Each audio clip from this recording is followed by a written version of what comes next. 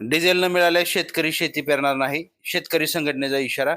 Petrol डिझेलऐवजी ethanol व biodiesel उपलब्ध करून देण्याची मागणी.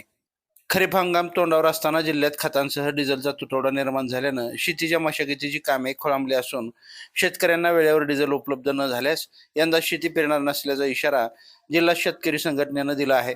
या मागण्यासाठी सोमवारी तहसील कार्यालयावर मोर्चा काढून तहसीलदारामार्फत पंतप्रधानांना निवेदन देण्यात आलं. जिल्हाध्यक्ष देवीदास किशनराव कणकर यांच्या नेतृत्वाखाली शेतकऱ्यांनी हातात डिझेलचे कॅन घेऊन तहसील कार्यालयावर मोर्चा काढला. पंतप्रधान नरेंद्र मोदी यांनी शेतकऱ्यांना यांत्रिक शेतीसाठी प्रोत्साहन दिल्यानंतर ट्रॅक्टर व कृषी यंत्रांचा वापर मोठ्या प्रमाणात वाढला असून त्यामुळे पेट्रोल डिझेलची गरजही वाढल्याचं आंदोलनकर्त्यांनी सांगितलं. सध्या जिल्ह्यात खतांसह इंधनाचा तुटवडा निर्माण झाला असून शेतकऱ्यांना डिझेलसाठी पेट्रोल पंपावर हेलपाटे मारावे लागत आहेत. शेतकऱ्यांना कॅनमध्ये डिझेल देण्यास परवानगी द्यावी, जेणेकरून ट्रॅक्टर शेतातून पेट्रोल पंपावर नेण्याचा वेळ आणि खर्च वाचेल, अशी मागणी संघटनेने केली.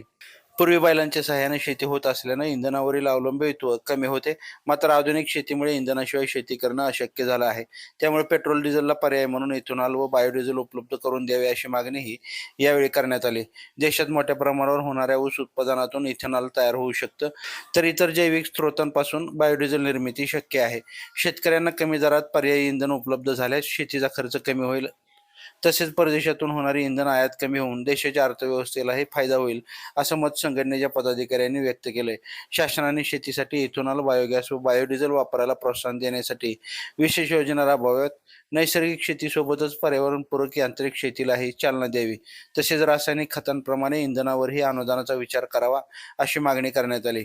अन्यथा वाढत्या उत्पादन खर्चामुळे शेतकऱ्यांचं आर्थिक संकट अधिक तीव्र होईल, असा इशाराही संघटनेनं दिला.